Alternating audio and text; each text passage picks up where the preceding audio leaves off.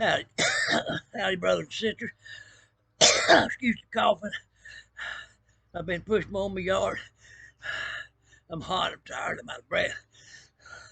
But I had to stop because I got to speak. And you can take this or leave it. Most of everybody is not taking anything spoken in the epistles to heart. Anyway, I see that in many of the opposed. There are a few of you out there that are faithful. There are a few of you out there that are speaking the truth. And it shows us many and few. We see people speaking upon the seed of finances. There's no such thing in the scripture. The seed is the word of God, period, plain. That's what we sow. What we sow as well as mercy and compassion upon those that are needful of it when they ask for it, to show them that. And to show them the love of God, the same mercy and compassion He shows us. That's called loving your enemy. It's not the love that we bestow upon the brothers and the sisters within the household of faith. It's a different type of love. We have babes out there speaking the word of God, so unskillful, making people stumble. Let me tell you something, people.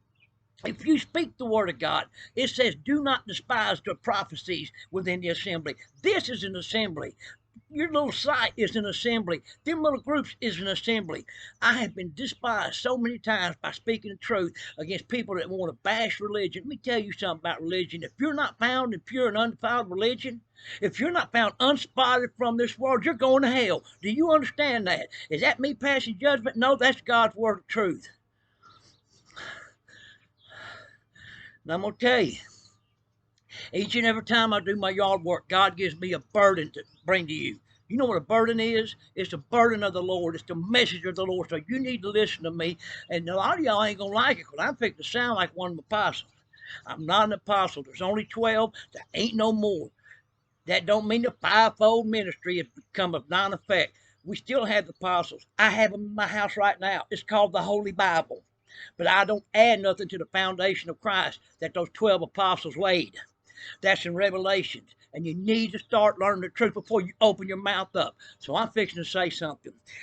Just like Peter said in 2 Peter 1, as long as I'm in this earthly body, as long as I'm in this vessel of flesh, I'm going to remind you of what God says. God says, add to your faith. Yes, brothers and sisters, that's called works. Now, they are works wrought in us by God. And that's His grace, His divine intervention to help us overcome. Let me tell you why overcoming is so important, because it's going to be only those that overcome that sit and rule and reign with Christ on the throne. All you people out there say you can't stop sinning, you just called God a liar, because God says all things are possible, and that includes for you to cease from sin. Godly repentance ain't changing my mind, because God forbid I could change my mind tomorrow again and do the same darn thing. Godly repentance means this. If you'll go to 2 Corinthians 7, verse 11, and go through all those works that God wrought in you, the zeal, the vengeance, the revenge upon that sin of transgression that you committed against my Father and hopefully and prayfully your Father. At the end it says, and in such matters you have cleared yourself. You know what that means? That means you stopped doing it. Now, yesterday I posted one, God's angry and such as I am. And you know something? It ain't stopped today. We are called to be followers of God.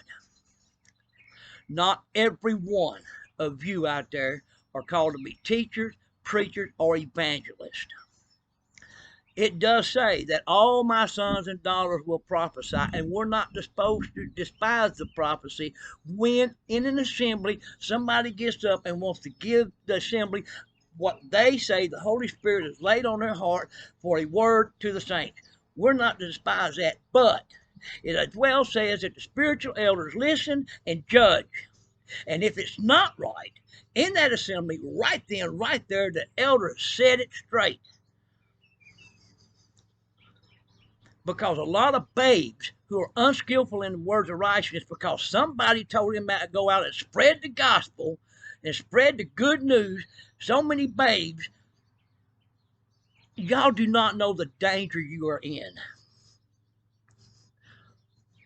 When you have a babe crawling around in the house on their hands and knees, and you have a blind person walking through the house, guess what that blind person can do because of that babe?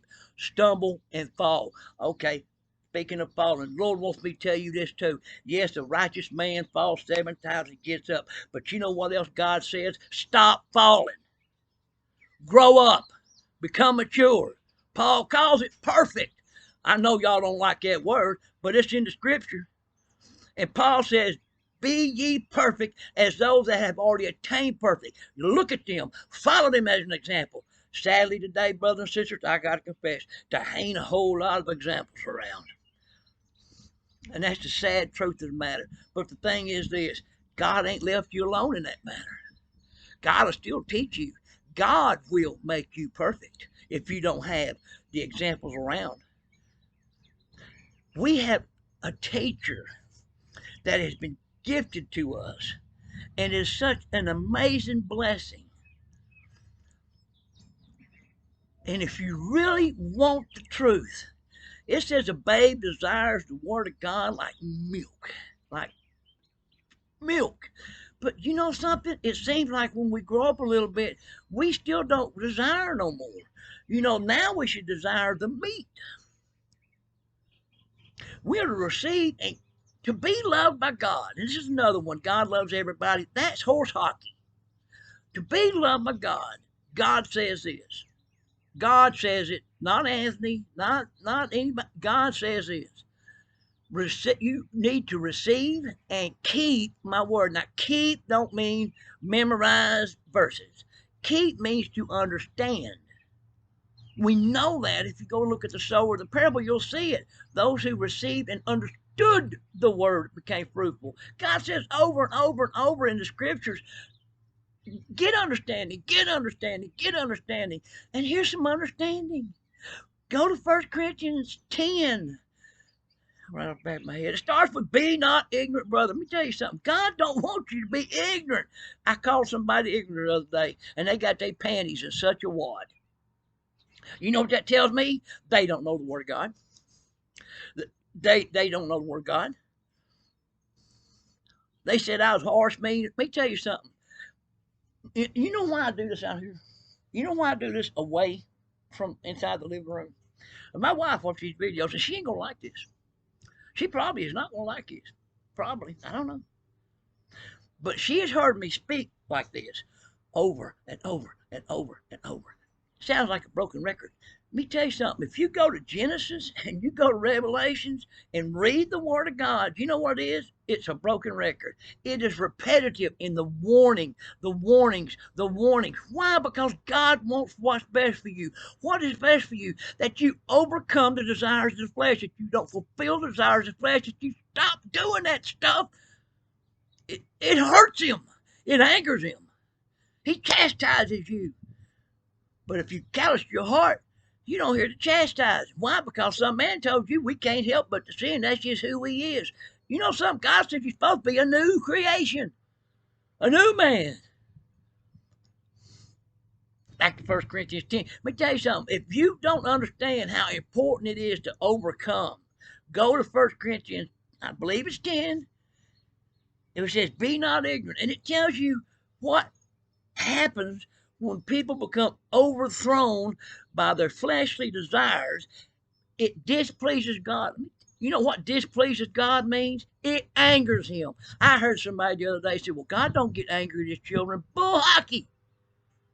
If you displease God, he is angry with you. Look at the Lord Jesus. You don't think he was angry at times? He turned around Peter and looked at him and said, get behind me. He flipped over tables. He made a whip. This is called what in the world today called premeditated.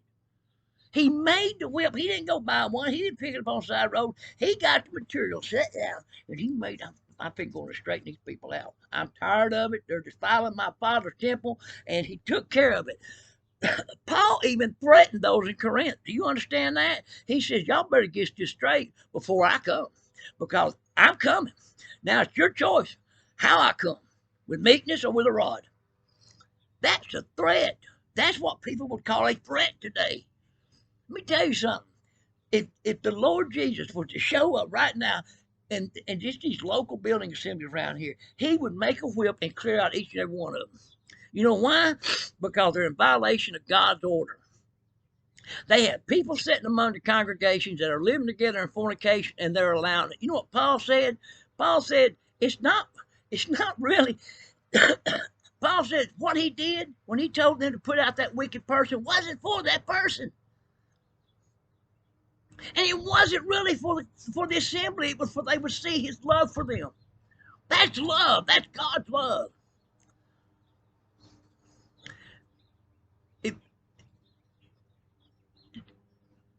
It amazes me how the few.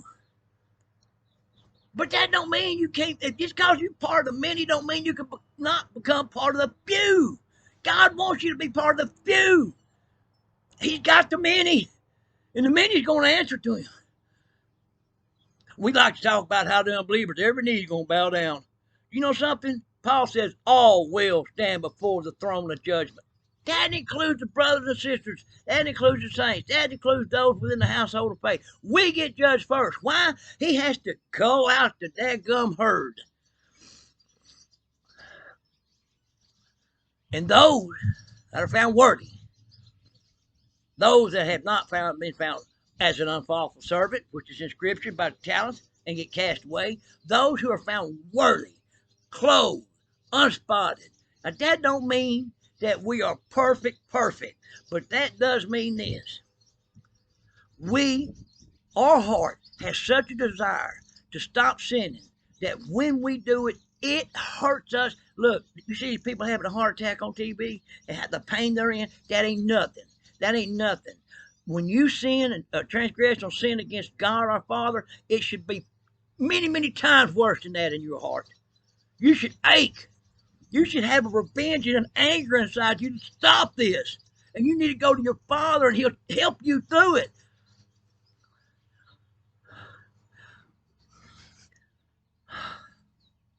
I love y'all.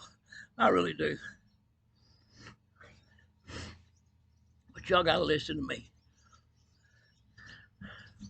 Today, tomorrow, the next day, the next week, the next month. We all need to humble ourselves before the living God.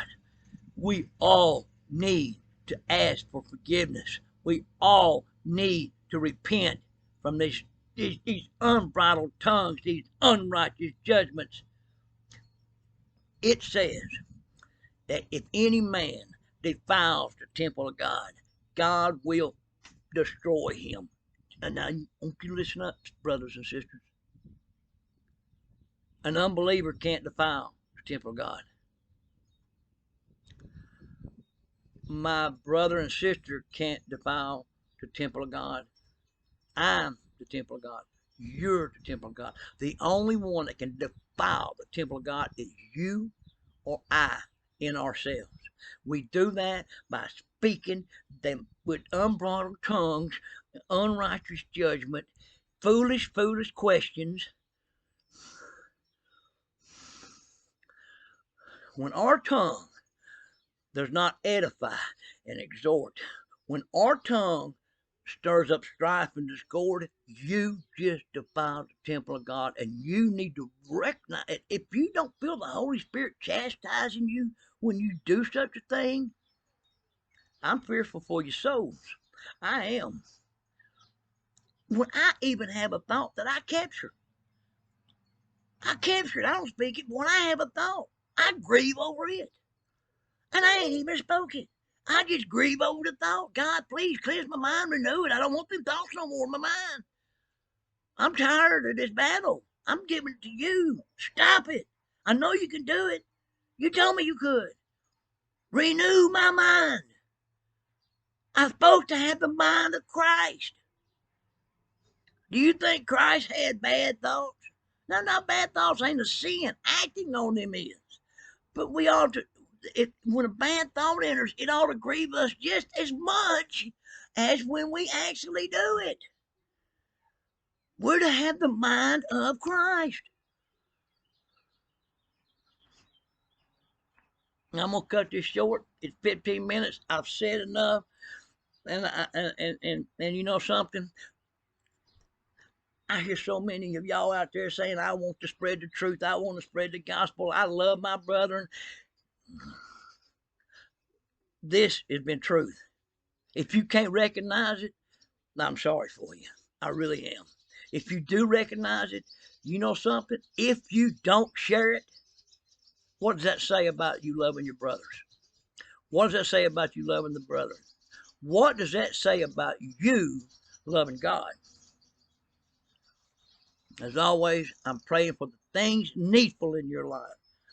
To your faith, add virtue. To your virtue, add knowledge. To your knowledge, add, and it goes on.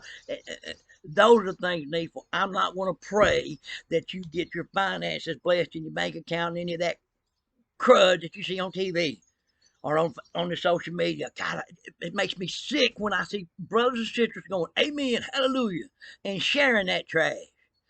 I'm fixing to start preaching again, so I'm going to get off here. I love y'all. I'm always praying for you, and I'll see you next time.